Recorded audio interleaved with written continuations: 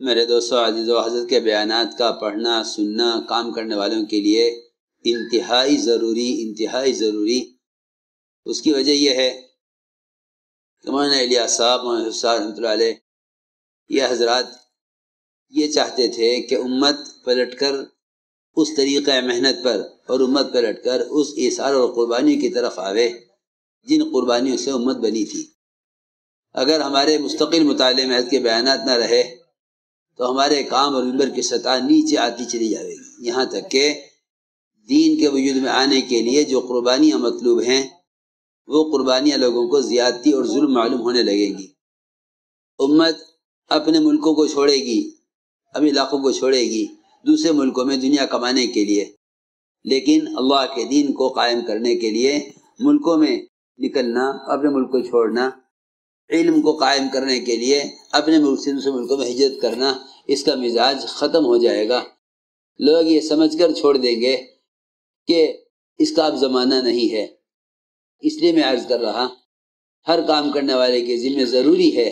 کہ وہ انفرادی مطالعات کے بیانات خوب رکھے، ورنہ شیطان یہ وسوسہ پیدا کرے گا کام کرنے والوں میں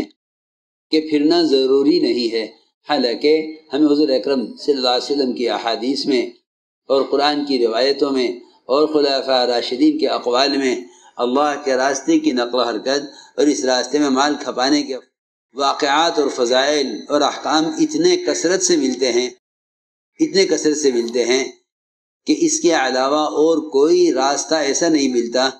جہاں صحابہ کرام کے مال کی زیادہ مقدار خرچ ہوئی ہو۔ سب سے زیادہ صحابہ کے جان اور مال اور وقت کا مصرف اللہ کے دین کو دنیا میں قائم کرنا اور ایک امتی تک دین کی دعوت کا پہنچانا،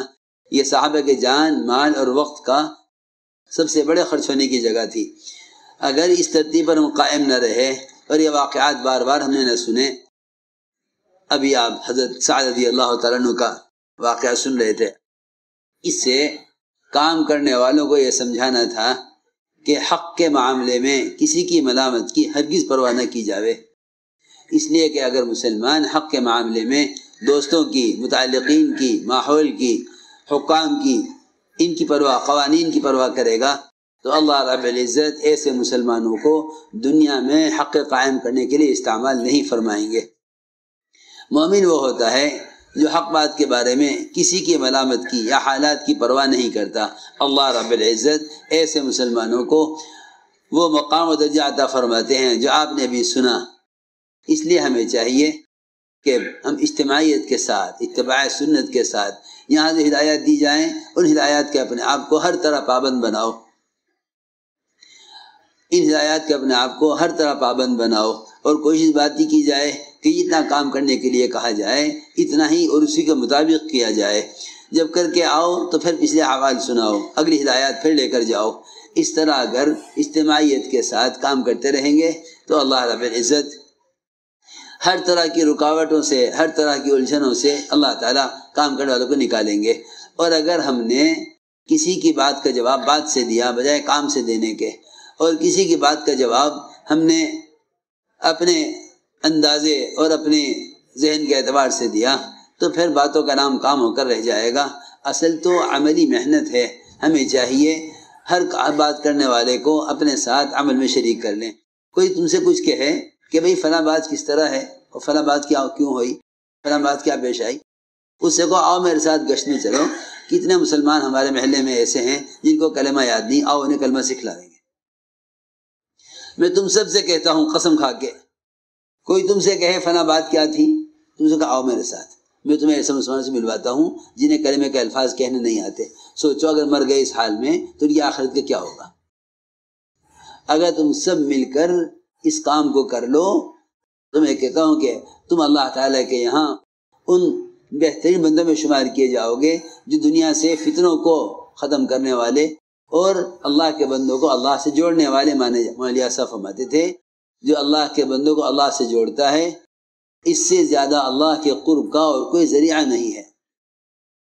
ہم سب اس کا عزم کریں کہ بجائے ادھر ادھر کی باتوں میں پڑھنے کے، جو تم سے کوئی سوال کرے اسے کہا آؤ میرے ساتھ، ہم گشت کرنے جا رہے ہیں، ملاقاتیں، آؤ ہمارے ساتھ، چلو مسلمانوں کو کلمہ سکھلاویں، آؤ انہیں مسجد کے ماحول میں لا کر ان سے نماز ادا کراویں، نماز نہیں پڑھنی حاجی کو بٹھا کر نماز سکھلائیں. اتنا کام ہے کہ اگر ہر کام کرنے والا اپنے ذمہ صرف 10 آدمیوں کو طے کر لے کہ مجھے آج 10 آدمیوں کو کلمہ سکھلا کر ان کو مسجد جماع میں لا کر نماز ان سے ادا کروانی ہے، تو میں سمجھتا ہوں شاید جس کو کھانا کھانے کا وقت نہ ملے. اتنا کام ہے. ایک ایک مسلمان سے جا کر ملاقات کرنا، ایک ایک کو ایمان اور عبادات پر لانا، اتنا کام ہے. لیکن وہی بات ہے کہ جب کام کرنے والے کام میں نہیں لگیں گے تو شیطان ان کو نہ کرنے کے کام میں ایسا الجھاوے گا کہ یہ ناحق چیزوں کو حق سمجھ کر اور باطل کو صحیح سمجھ کر اور غلط کو صحیح سمجھ کر کام سے محروم ہو جائیں گے، ایسے کاموں میں مشغول ہو جائیں گے جس کا کام سے دور کا بھی کوئی تعلق نہ ہوگا. بس اس کا سب عزم کر کے جائیں کہ انشاءاللہ جس طرح یہاں سے ہدایات دی گئی ہیں ہم اس کے مطابق انشاءاللہ کام کریں گے. اور جو عزائم کیے گئے ہیں اپنی اپنی مسجدوں سے ان عزائم کو پورا کرنے کی فکر اور محنت میں لگو. ادھر ادھر کی باتوں کی طرف ذرہ برابر بھی توجہ نہ دو، بلکہ جو تم سے اس طرح کی بات کرے اسے پر رحم کھاؤ اور اس کو اپنے ساتھ گشت میں شریک کر. آج ہمارے ساتھ گشت کر، ہم تو کام میں لگے ہوئے ہیں. جس کا بھی تم بات کا جواب کام سے دو گے وہی تمہارے کام کا بن جاوے گا، اور اگر اللہ نہ کرے تمہارے کام کا نہیں ہے تو تمہارے راستے سے ہٹ جاوے گا. یہی نبوت کا طریقہ ہے. حضور اکرم صلی اللہ علیہ وسلم رکاوٹ ڈالنے والوں پر محنت کرتے تھے. اللہ اس محنت سے یا تو رکاوٹ ڈالنے والوں کو ہدایت دے کر آپ کا معاون بنا دیا کرتے تھے، یا اللہ تعالیٰ ایسی رکاوٹوں کو آپ کی دعوت کے ذریعے سے راستے سے ہٹا دیا کرتے تھے. میں تم سب سے کہتا ہوں قسم کھا کے، کوئی تم سے کہے فلاں بات کیا تھی، تم سے کہا آؤ میرے ساتھ، میں تمہیں ایسے مسلمانوں سے ملواتا ہوں جنہیں کلمے کے الفاظ کہنے نہیں آتے. سوچو اگر مر گئے اس حال میں تو ان کی آخرت کا کیا ہوگا. اگر تم سب مل کر اس کام کو کر لو تو میں کہتا ہوں کہ تم اللہ تعالیٰ کے یہاں ان بہترین بندوں میں شمار کیے جاؤ گے جو دنیا سے فتنوں کو ختم کرنے والے اور اللہ کے بندوں کو اللہ سے جوڑنے والے مانے. مولانا صاحب فرماتے تھے جو اللہ کے بندوں کو اللہ سے جوڑتا ہے اس سے زیادہ اللہ کے قرب کا اور کوئی ذریعہ نہیں ہے. اب ہم سب اس کا عزم کریں کہ بجائے ادھر ادھر کی باتوں میں پڑھنے کے، جو تم سے کوئی سوال کرے اسے کہا آؤ میرے ساتھ، ہم گشت کرنے جا رہے ہیں، ملاقاتیں، آؤ ہمارے ساتھ، چلو مسلمانوں کو کلمہ سکھلاویں، آؤ انہیں مسجد کے ماحول میں لا کر ان سے نماز ادا کراویں، نماز نہیں پڑھنی حاجی کو بٹھا کر نماز سکھلائیں. اتنا کام ہے کہ اگر ہر کام کرنے والا اپنے ذمہ صرف 10 آدمیوں کو طے کر لے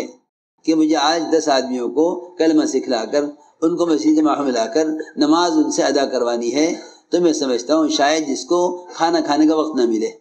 اتنا کام ہے. ایک ایک مسلمان سے جا کر ملاقات کرنا، ایک ایک کو ایمان اور عبادات پر لانا، اتنا کام ہے.